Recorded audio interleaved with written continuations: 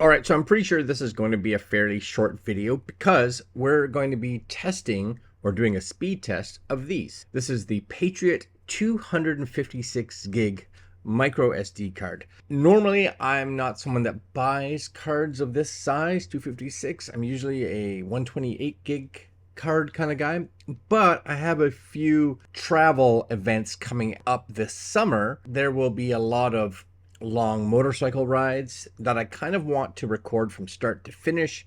So because I'll be recording in 4K 60 or maybe even trying some 8K modes, I know that I may be just chewing through storage. I thought for 33 bucks Canadian, you get two of these. I figured it should be a good deal. Right now, 90 ratings, 4.5 stars. I have opened one of these up already. This is it right here. I've opened one of these up already. I've been using it in my GoPro Hero 11. I've been using it in my Insta360 RS, the X2, and I have just started using it in the Ace Pro. And so far, I haven't gotten any errors. So my guess is it should be quick enough. We're gonna take this card out here. It does, of course, come with one of these, one of these little card reader adapter things for those that only have an SD card slot on their computer. Now, luckily for me, I do have a micro SD card slot on here, and that is, you guys may be able to see it. I don't know if you can. That's it right there. 256 gigs. All right, I'm gonna throw this in there. I gotta lift up my camera because my SD card reader is right below that, so bear with me. Okay, it's in. You've seen all this stuff. It does say, this is what it says: read speed up to 100 megs per second and write speeds of 80, which is pretty much all you and I can ask for in regards to the needs of most cameras that shoot 4K. I would say as long as it's getting that speed, we should be good. All right, let's close this and bring up Blackmagic. I'll bring this over here so you guys can see it. It's kind of important. And we are going to select I think it's just Untitled. Yeah, good old Untitled right there. Ready? All right, here we go.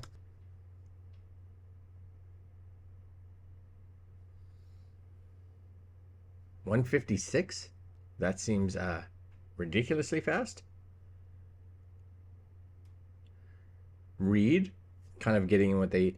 See, this is closer to what they said, about 90. So that's pretty accurate. That write's got to be... Wow, that write is quick. Slows down a little bit as it's going. I'm figuring it will neutralize or kind of average out. 113 still. We're still breaking 100. And really, for me, the write is the most important part. We'll do a couple more here just to see. Read. Pretty consistent at 90. Not hitting that 100, but 90 is fine. Right? 89.8. We'll do write one more time just to see. 113 was what I got last time. Look at how fast it peaks at. 290. Okay, we slowed down a little bit. Nope, sped up a bit. 106. That's okay. I'm down with that. And again, read 89, 89.3, 89.6, 89.7. Yeah. Okay, one more right. We'll do one more right just to see.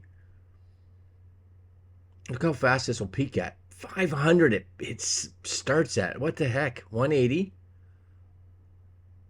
105, 104, 102, 101, back up to 105. Yeah, that's good. I'm down with that. It's going to do one more read, and of course that read is going to definitely come out at 89 point something. It's just, right, look, boom. 89.4, 85, 6, 89.6. That's pretty much bang on. Okay, I would say stat-wise, really good. And for me, with the write being consistently over 100, very pleased. $30 for two 256 gig micro SD cards? Yeah, that's fantastic. Anyways, I'll put links to them below and give them a try, I guess, if you're looking for a nice 256 gig card for your action cam or your drone or whatever it is. Just make sure that it's new enough that it'll support cards of that size, because there are some size limitations on some cameras. So just make sure it's compatible with cards that are 256 gig. All right, guys, that's really, really awesome. I love the speed. All right, links down below, and we'll see you guys next video. Later.